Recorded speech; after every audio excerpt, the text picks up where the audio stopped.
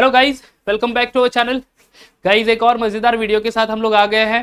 क्या पढ़ रहे थे हम लोग? फेज रूल पढ़ रहे थे, राइट?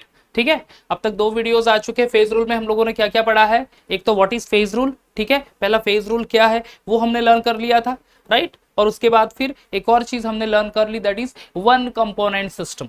ठीक है, one component system. I hope guys आपको वीडियो वो अच्छा लगा होगा और आपने बहुत अच्छे से पढ़ाई और प्रिपरेशन की होगी। ओके सो गाइज, एक और टॉपिक आज कवर करेंगे हम लोग फेज रूल का, दैट इज रिड्यूस और कंडेंस फेज रूल। ठीक है, रिड्यूस और कंडेंस फेज रूल। ठीक है, अब देखो गाइस, फेज रूल है, फेज रूल का इक्वेशन तो हमें पता ही है। क्या है इक्वेशन फेज रूल का? F is equal to C minus P plus two, बराबर है F is equal to C minus P plus two, where F stand for degree of freedom, बराबर है। F क्या एक्सप्रेस करता है? Degree of freedom. C यानी component, right? Component. And what about P? P यानी phase, phase of the component, right? तो हमने one component system पढ़ ली है already, right? One component system जहां पे सिर्फ एक ही कंपोनेंट है but number of phases are different. जैसे हमने वाटर, एक वाटर सिस्टम पढ़ा था जहां पे water present as a one component in this one component of the system, but it remains in the three phases or is present in the three phases, जैसे कि water present in the solid state, water present in a liquid state, water present in a gaseous state, and exactly उसके लिए phase rule क्या है and what will be the degree of freedom। ठीक है, so that we have seen over there in a one component system, especially water system। ठीक है, अब चले जाते हैं गाइस reduce और condense phase rule में। ठीक है, रिड्यूस और कंडेंस फेज रूल में क्या होगा guys? There will be two variables. ठीक है, there will be two variable and we are going to consider the two component system. हमने अब तक तो सिंगल कंपोनेंट सिस्टम ही पढ़ा था, राइट? सिंगल कंपोनेंट सिस्टम और वन कंपोनेंट सिस्टम, जहां पे वाटर सिस्टम हमने लर्न किया है। यहाँ पे will going to consider the two component system, यानी कंपोनेंट डिफरेंट होंगे, बराबर है। May be phase of that component will be same. ठीक है, फेज सेम ही हो सकता है, राइट? बट कंपोनेंट में भी डिफरेंट, यानी अगर दो सब्सटेंस है सॉलिड ही स्टेट में, that is phase will be same only, okay, but component अलग अलग है। समझ लो, एक NaCl है तो दूसरा CuSO4 है, सो दिस वे ओनली। ठीक है, so let's see guys, will start this reducer और कंडेंस फेज रूल। क्या एग्जैक्टली बताता है ये रिड्यूसर और condense phase rule? See, when a single phase, ठीक है, when a single phase, okay, single phase is present in a two component system. ठीक है, टू कंपोनेंट सिस्टम है गाइस, अच्छे से ध्यान में रखना। Okay, this system is a two component system. So अगर टू कंपोनेंट है सिस्टम और it having only single phase, then the degree of freedom will be represented by the equation. ठीक है, अगर दो क्या है कंपोनेंट है और फेज एक ही है, कंपोनेंट दो फेज एक, तो डिग्री ऑफ फ्रीडम क्या होगा? Let's see, what is the formula? F is equal to C minus P plus 2, बराबर है F is equal to C minus P plus 2, ये फॉर्मूला है। यहाँ पे कंपोनेंट कितने हुए हैं गाइस? टू कंपोनेंट, यहाँ पे लिखा है ना टू कंपोनेंट। ओके, फेज कितना है? सिंगल फेज ओनली, यानी वन फेज है। तो what will be the degree of freedom? F will the value of degree of freedom will be 3 only।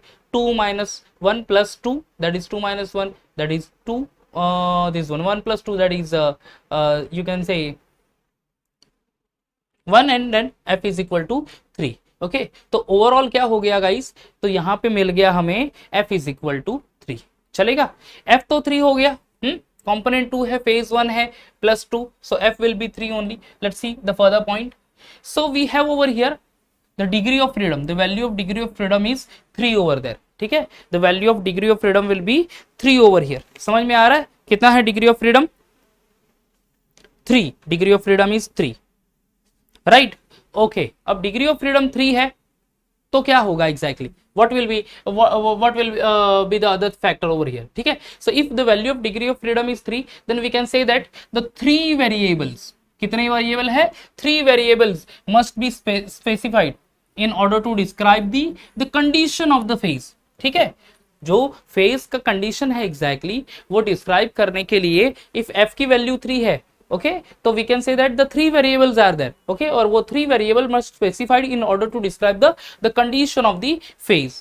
या नहीं, हम लोग कह सकते हैं कि in addition to temperature and pressure, okay, एक तो चलो एक वेरिएबल है टेम्परेचर, दूसरा है प्रेशर, तो along with the temperature and pressure the concentration of one of the component, ठीक है, has to be given over here. So ये जो कॉन्सेंट्रेशन है, this will be our third variables. You got the point?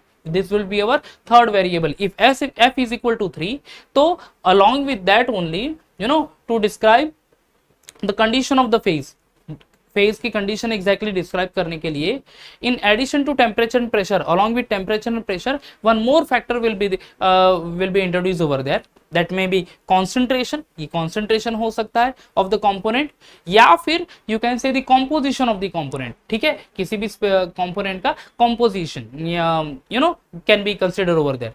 Okay, चलो ये तो हो गया अबाउट ऑल द थिंग्स कि कितने वेरिएबल्स होने चाहिए, 3 वेरिएबल्स होने चाहिए। Let's see, maximum value of f is in 2 variable और 2 component system is 3 only. f की मैक्सिमम वैल्यू क्या है गाइस इन 2 कंपोनेंट सिस्टम? 3 है, राइट? 2 कंपोनेंट सिस्टम में f की वैल्यू कितनी है? मैक्सिमम 3 ओनली, बराबर है। So the phase the phase behavior of the binary system may be represented by the say 3-dimensional diagram। 3-dimensional diagram में एक factor होगा प्रेशर, दूसरा फैक्टर होगा टेम्परेचर एंड तीसरा फैक्टर होगा कॉम्पोजिशन। क्या क्या होंगे? Pressure, temperature and the composition, correct. अब देखो f की वैल्यू कितनी है maximum for the 2 component system? 3। अगर 3 वैल्यूज है, so phase behaviour of the binary system, 2 component system इसके इसीलिए उसको कहेंगे binary system. The binary system में भी represented by the 3-dimensional diagram। 3-dimensional diagram should include pressure, temperature and the composition as one of the variables, ठीक है, pressure, temperature and composition. यहाँ पे कॉम्पोजिशन आप ले सकते हो या फिर कॉन्सेंट्रेशन भी कह सकते हैं। ओके गाइस, तो चलो फिर क्या एग्जैक्टली होगा phase rule, what will be the phase rule then? Okay, अब यहाँ पे हम लोग एग्जाम्पल ले रहे हैं अ सॉलिड लिक्विड इक्विलिब्रियम, ठीक है, इक्विलिब्रियम की स्टेट में सॉलिड लिक्विड इक्विलिब्रियम। ओके, तो solid state and liquid state में इक्विलिब्रियम कंडीशन, यानी जिस स्टेट से, जिस स्पीड से solid turns into the liquid, उसी स्पीड से liquid turns into the solid. Okay, चलो, so the solid liquid equilibrium is there of an alloy, ठीक है गाइस। अलॉय क्या है? या being a engineering student you should know exactly alloy. Alloy यानी a mixture of metal metal और metal और non metal, right ना? Alloy क्या है? A mixture of metal metal and non metal. तो समझ लो हमारे पास अलॉय है, करेक्ट, जिसमें सॉलिड इन लिक्विड स्टेट में इक्विलिब्रियम स्टेट है। So it has practically no gas phase, ठीक है, सॉलिड लिक्विड इक्विलिब्रियम है तो प्रैक्टिकली गैस फेज है, हुआ क्या वहां पे? No gas phase will be remain over there and that's why the effect of pressure in small on this type of equilibrium, ठीक है, इफेक्ट ऑफ प्रेशर क्या है? That will be remain small over there, ठीक है। अब gas phase ही नहीं तो प्रेशर का इफेक्ट होगा क्या गाइस? गैस फेज ही नहीं तो प्रेशर का इफेक्ट ही नहीं रहेगा डेफिनेटली। देखो इक्विलिब्रियम कंडीशन कौन सी है? सॉलिड एंड लिक्विड, बराबर है, ऑफ एन अलॉय। अब यहाँ पे सिर्फ मुझे तो दिखाई दे रहा है 2 फेज, कौन कौन से? एक तो सॉलिड और एक तो equilibrium, this one liquid only. So practically वहां पे गैस फेज तो है ही नहीं।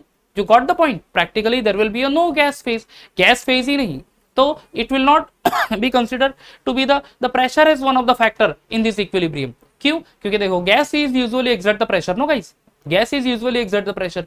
गैस कैसे प्रेशर एक्सर्ट करेगा? Gas are in random motion, जब मोशन करेगा तो एक दूसरे पे कोलाइड होगा, जो जिस वॉल में वो रखा होगा उस वॉल्स ऑफ द कंटेनर से वो कोलाइड होगा, understood? And in that case it use to exert the pressure. Pressure यानी क्या? Force applied per unit area only, बराबर है। सो यहाँ पे गैस फेज ही नहीं, so definitely there will be no pressure or you can say very small pressure over there in the equilibrium condition, and that's why keeping the pressure constant, here we are going to consider the keeping means we are going to consider the pressure as a constant over here, यानी जो भी होगा atmospheric pressure वही। Atmospheric pressure कितना होता है guys? 1 atmosphere, correct. Atmospheric pressure कितना? 1 atmosphere. So if we consider the pressure as a constant और a system in which the vapour pressure is not considered, ठीक है, जो भी सिस्टम है उसका वेपर प्रेशर वो नहीं होगा, यानी गैस फेज नहीं तो वेपर प्रेशर नहीं, overall atmospheric pressure will be constant, या फिर there will be no vapour pressure और no concentration of vapour pressure.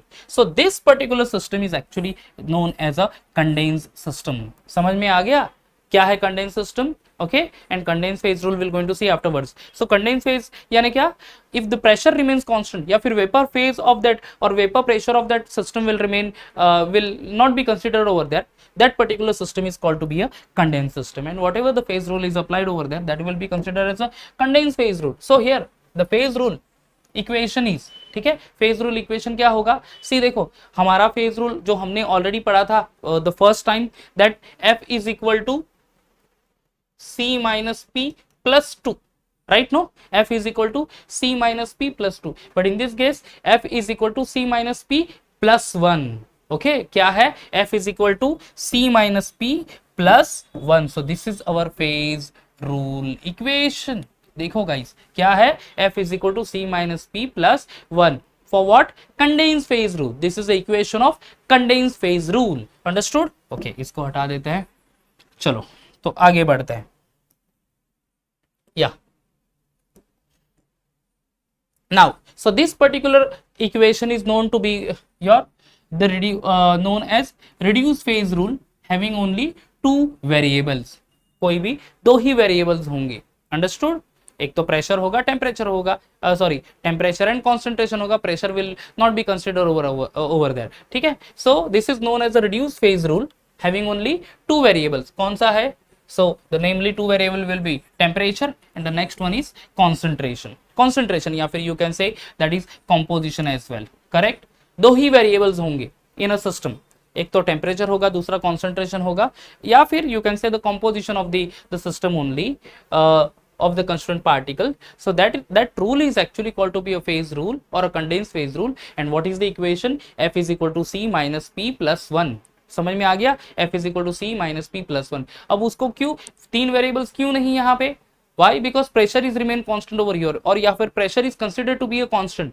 क्यों, क्योंकि there will be no gas phase ही नहीं है तो फ्री प्रेशर ही नहीं होगा, बराबर है. So pressure will be constant या फिर pressure will be zero only, vapour pressure of the substance will be remain zero. That is the reason why only the system having और reduce phase rule having a system only two variables, और वो होंगे temperature या फिर and concentration, या concentration नहीं कह सकते तो आप सॉलिड कंपोनेंट है तो you know composition of the system only. so this is all about the reduced phase rule. understood guys? I hope आपको ये वीडियो अच्छा लगा होगा और ये कॉन्सेप्ट भी पता चल गया होगा कि what is actually the condensed phase rule. okay, एक और मजेदार वीडियो के साथ नेक्स्ट लेक्चर में आएंगे. I hope I am going to actually complete the lesson over there in the next video only, जहाँ पे हम लोग two component system, exactly two component system हम लोग पढ़ेंगे. ठीक है guys? so next वीडियो तक bye bye and take care. okay.